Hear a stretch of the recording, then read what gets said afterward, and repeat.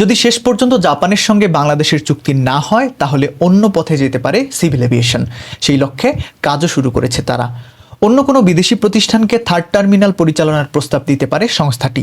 এছাড়াও নিজস্ব জনবল দিয়ে এই টার্মিনাল নিজেও পরিচালনা করতে পারে সিভিল এভিয়েশন। আর বিমান বাংলাদেশ এয়ারলাইন্সও হারাতে পারে একক গ্রাউন্ড হ্যান্ডেলিং ক্ষমতা। বিমানের সাথে আসতে পারে অন্য কোনো বেসরকারি প্রতিষ্ঠানও।